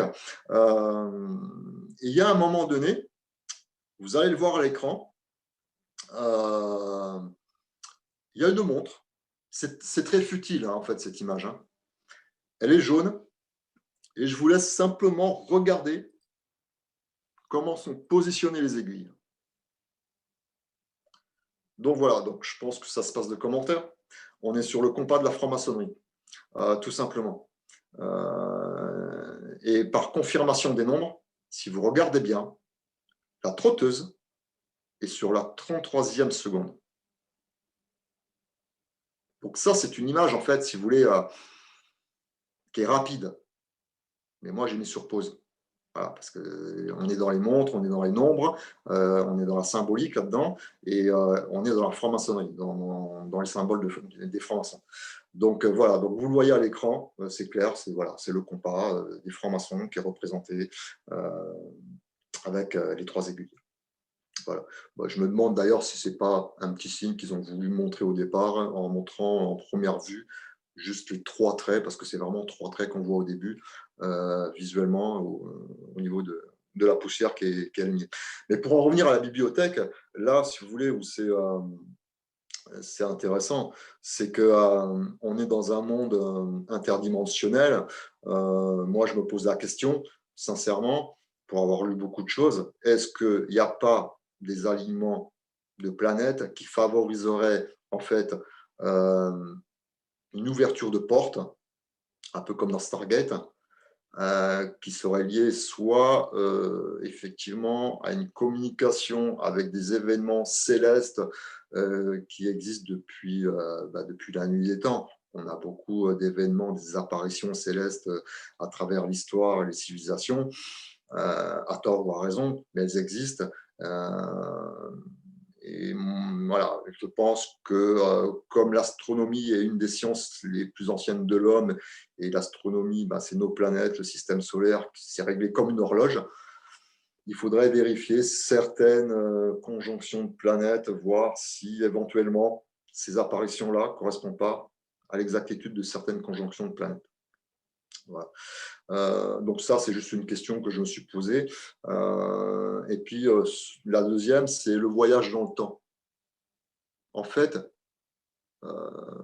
comme disait Eric au départ, avec sa représentation graphique, parce qu'il le montre dans le film, on trace un trait, un point A à un point B, on plie la feuille, on fait un trou. Donc là, on est dans la représentation du trou de verre. Et donc, un passage. Donc, est-ce que le voyage dans le temps, comme nous, on nous le montre au cinéma, serait pas plus un décalage temporel de nous-mêmes? Ce que évoque Jean-Pierre Garnier-Mallet dans sa conférence de 2012. Donc, je pense que ça, c'est une théorie, ça reste une hypothèse. Mais dans le film, c'est ça, en fait. Parce que qu'est-ce qui se passe dans le film, avec toute la technologie et de la manière dont a été fait le film, parce qu'il a été nommé vraiment sur beaucoup, beaucoup de choses, et ça reprend en fait visuellement ce que on connaît le mieux, ce qu'on représente le mieux et ce qu'on peut mieux expliquer scientifiquement aujourd'hui. Ce film est très bien fait. Et au final, qu'est-ce qui se passe? Le père et la fille, en fait, communiquent avec la trotteuse. Et je rappelle que la trotteuse, sur une montre, c'est l'aiguille, et la seule aiguille qui est toujours en mouvement. Et ils communiquent, et c'est génial, moi je trouve ça génial, ils communiquent en morse. Donc en fait, on est sur du binaire, du numérique, pour finir en fait sur le film, à une communication avec du morse. Parce que Murphy, au départ, c'est ce qu'elle a fait. Elle a fait le morse, elle en a découlé un mot. Bon, c'est ce que moi je fais aussi également dans tous mes décryptages. Voilà, je calcule tout. Voilà, bon, après, mes synchronisations font que voilà, ça tombe pile poil sur des choses à l'instant T, mais on est là-dedans, quoi. Il communique comme ça avec le morse. Donc ces deux interprétations, je le répète, père et fils sont en fait complémentaires, tout simplement. Et en fait, Cooper, quand il est dans la bibliothèque, euh, il dit quelque chose de très fort. Il émet en fait la possibilité que ce qui régit la vie, les êtres vivants, la planète, il évoque l'amour, et l'amour, il le dit derrière la bibliothèque, que l'amour est quantifiable. Donc ça veut dire que l'amour serait éventuellement mesurable et pourrait jouer un rôle dans tout ce que régit l'univers. Une force, on le sait de toute façon, on le sait que c'est une force, et que c'est la force de l'être humain dans tout ce qui est vivant. Donc voilà, c'est mon interprétation. Après, pour en finir avec le film, il manque quelque chose dans ce film, en fait. Et il manque en fait le retour de Cooper. C'est-à-dire qu'il y a un moment donné, on voit Cooper, paf, il arrive sur son lit. Mais en fait, il arrive sur un lit. Alors, je ne sais plus combien d'années, mais il arrive en fait au moment où sa fille est sur son lit de mort également. Donc, bon, bah, moi, ils sont sur deux lits au même moment. Ils nous montrent ça, mais ils ne nous montrent pas la transition entre quand il était dans l'espace et l'arrivée sur cette station orbitale, en fait, en forme de cercle, où ils ont réussi en fait à sauver une bonne partie de la population humaine. Donc là, pour moi, je dis bien, c'est mon interprétation. On est sur deux lits, on nous montre deux lits en même temps, pratiquement au même moment. On ne voit pas le retour de Cooper. Le lit, symboliquement, c'est quoi? Oui, on est sur un lit de mort, donc c'est la mort. Quand on est malade, on est sur un lit, et quand on dort, on est sur un lit. Quand on dort, on rêve, on est aussi dans une autre dimension quand on dort. On fait des rêves. Bon, pour certains qui connaissent, certains font des voyages astro, éveillés ou endormis. Mais pour moi, voilà, je ne vais pas plus loin. Ça m'a évoqué ça tout simplement. C'est-à-dire que lui, il arrive, il a sauvé quelque part symboliquement la vie de la Terre. Cooper a résolu son problème de gravité et elle est sur le point de mourir. Et Cooper, en fait, va voir sa fille sur son lit de mort. Et puis, Murphy dit à Cooper, va la rejoindre. Alors pourquoi il dit ça? C'est parce que le docteur Brandt est resté bloqué sur une planète. Et c'est la 12e planète. Et cette planète, en fait, comme vous le voyez à l'écran, il y a une plaque qui est mise contre un rocher. Elle s'appelle Edmond, la planète. Donc voilà, donc en fait, il repart la rejoindre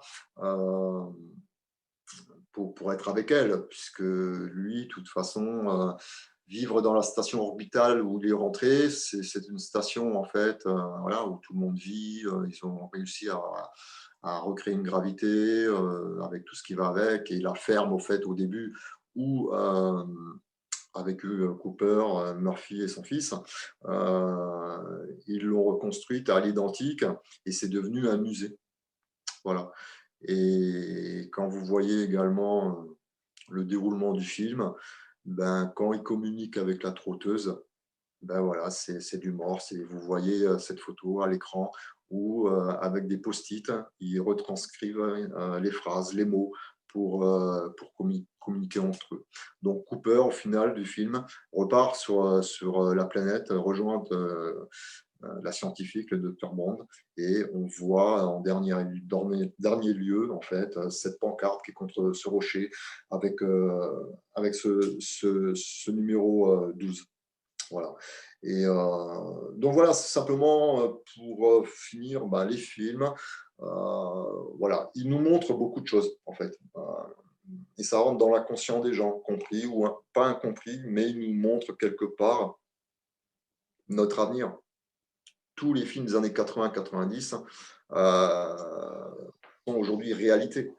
Que ce soit Terminator avec l'intelligence artificielle, que ce soit Retour vers le futur, où vous retrouvez en fait de la technologie dans ces films-là où jamais on n'allait penser que ça allait exister, hein, les hologrammes, se faire licencier par un fax, on se fait licencier par des mails, vous retrouvez des skateboards volants, alors pas comme dans le film, mais ils ont réussi en fait à faire ça par des systèmes magnétiques, les taxis volants comme la DeLorean. On le retrouve aujourd'hui, hein, avec des gros drones, c'est des taxis. Les robots serveurs, vous les retrouvez aujourd'hui, notamment en Chine.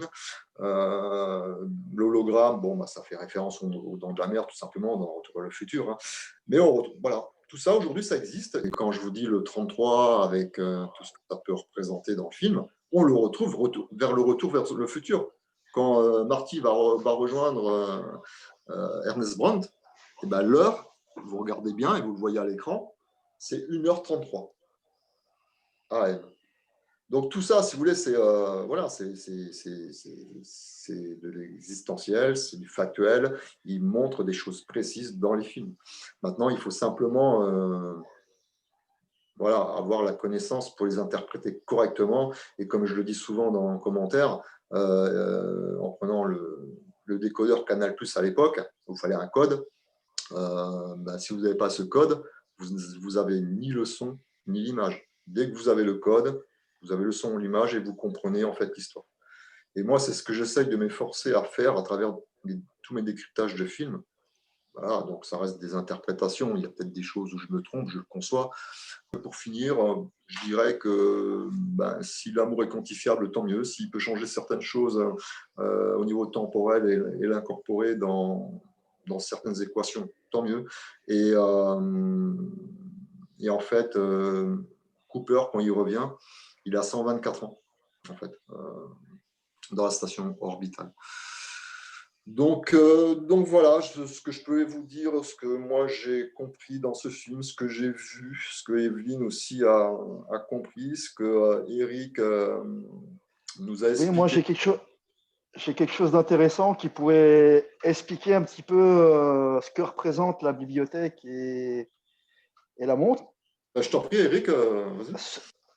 Sur la conversation entre le père et sa fille. Donc en fait, on pourrait expliquer, si tu veux, c'est aussi mon ressenti, ça s'appelle la théorie des cordes. Et on pourrait représenter ces étagères qui pourraient éventuellement s'appeler les brânes. Et entre ces brânes, il y a des cordes qui sont vraiment extrêmement petites et qui vibrent. Hein. Donc là, cette définition, c'est que d'après elle, une corde serait minuscule brin d'énergie en vibration d'une taille incroyablement petite. Si un atome faisait la taille du système solaire, une corde aurait la taille d'un arbre. Le monde de vibration définirait le type de corde. Certaines cordes seraient fermées et formeraient une sorte d'élastique, tandis que d'autres sont ouvertes, comme un élastique coupé en deux. Certaines cordes ouvertes feraient la liaison entre deux brânes. Voilà, tu vois, c'est entre les étagères finalement. Et ça pourrait expliquer la gravitation finalement, avec cette particule qui s'appelle le graviton. Donc, qui dit gravitation, forcément, on pourrait parler de temps. Effectivement, quand il est derrière la bibliothèque, on peut l'interpréter. Parce que c'est vrai qu'on voit beaucoup de traits qui sont. Voilà, c'est vrai qu'on peut l'interpréter en tant que corde, tu as raison. Et pour en revenir aussi à au décryptage du film où on y voit cette vague, c'est parce que ils ont été sur cette planète tout en sachant qu'ils allaient changer les événements des choses finalement. Il transmet, c'est un passage de main quelque part de connaissance pour que Murphy trouve l'équation par elle-même. Il sait très bien que Cooper va communiquer avec sa fille à travers ses calculs et que quelque part, lui, en fait, il le dit, hein, il est trop vieux, tout ça. Donc, c'est un passage de main de connaissance, comme c'est le cas dans notre histoire, en fait. Quand vous regardez la connaissance qu'il y a à travers les anciennes civilisations, c'est la même en fait. Vous avez la confrérie des serpents chez les Sumériens, vous avez l'école des mystères en Égypte, vous avez les Templiers, vous avez la franc-maçonnerie, vous avez, je dois en oublier, mais voilà. Et c'est vrai que ce trou noir, en fait, Gargantua, en fait, ça fait référence également à au dieu celte, Oui. en fait, au dieu du soleil. Et ce soleil, c'est vrai que le soleil en soi, dans le film, on ne le voit pas. Pourquoi, j'en sais rien, mais on ne le voit pas. Les événements qui se passent sur Terre, finalement, c'est à cause du soleil. Ah, c'est ça. Finalement, le réchauffement climatique. Et ce trou noir, ça nous fait penser aussi que c'est aussi un soleil, mais un soleil qui s'effondrait, quoi. Donc, qui prend les infos au lieu de peut-être les donner. C'est notre berceau, la Terre. Elle a une histoire, tout ça. Est-ce qu'ils ne sont pas en train de nous dire, quelque part, un berceau, ça se quitte tôt ou tard? Parce que quand vous prenez Elon Musk qui envoie tous ses satellites dans l'espace, lui, son but, c'est quoi? C'est de transférer quelque part l'humanité sur Mars. Donc Mars, je rappelle que c'est l'anagramme de War, avec le M inversé. La planète de la guerre, c'est la planète rouge qui représente symboliquement le sang. Donc voilà, et pour aller dans la continuité du film et rester dans l'espace avec Elon Musk, et je l'ai marqué sur un post, il a appelé son fils, c'est des nombres, et des chiffres, et, enfin bon, bref, tout est codé. Mon avis, lui, il sait certaines choses également. Mais Elon Musk, le nom, en fait, quand vous le décomposez, c'est Elon. Donc, El, c'est le dieu hébreu, et On, c'est le soleil. Donc, voilà, on peut l'appeler, et c'est ce qu'il fait, le dieu des étoiles ou le dieu du soleil. En fait, il a mis à mal, entre guillemets, sans critiquer la NASA, mais il a mis à mal la NASA en 10 ans, quoi. Donc, voilà, c'est aussi un prénom, à savoir si c'est le vrai prénom, c'est pas son vrai prénom. Bon, mais en tout cas, voilà, Elon. Voilà, c'est comme le mot nu, hein. Vous avez deux mots en un. Vous avez en miroir inversé, vous avez un, et de l'autre côté, vous avez on. Un soleil. Le soleil. C'est vrai que plus on évolue dans nos recherches, plus on s'aperçoit que le soleil n'est pas innocent, tous ces phénomènes, je veux dire, quelque part.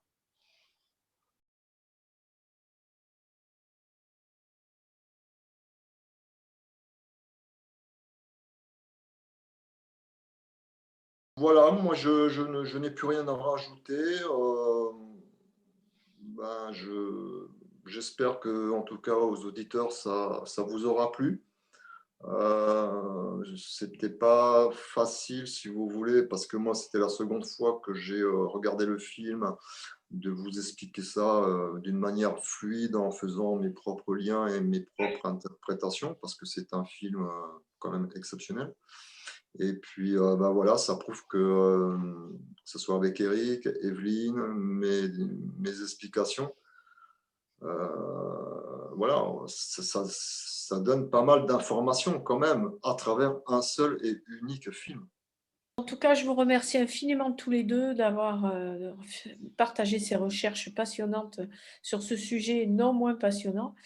Et merci beaucoup parce que vraiment, c'est un sujet très vaste, compliqué à aborder et vous nous avez apporté des éclairages très passionnants. Bon, je vais rajouter une petite touche humoristique avec une synchronicité où quand je vous dis que les choses souvent doivent se passer d'une manière et pas d'une autre, que ce soit volontaire ou involontaire.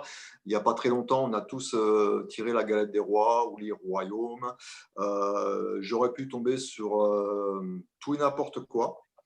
Eh ben non, je suis tombé en fait sur une fève euh, d'une actrice de Marvel et je vous la montre à l'écran. Elle est rousse aux yeux bleus. Voilà. Ben, merci de m'avoir écouté.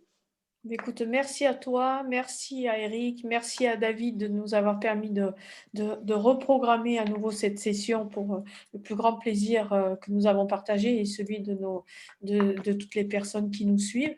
Merci à tous ceux qui vont prendre le temps d'écouter jusqu'au bout parce que je pense que ce sera long et que peut-être qu'on a été un petit peu long ou un peu lourd dans certains commentaires. Après, vous nous direz ce que vous en pensez.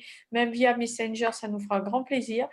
Donc, merci à tous ceux qui nous suivent, à tous ceux qui nous permettent d'être là aujourd'hui et à tous ceux qui soutiennent nos petites recherches, nos commentaires et tout ce qui nous permet d'évoluer tous ensemble.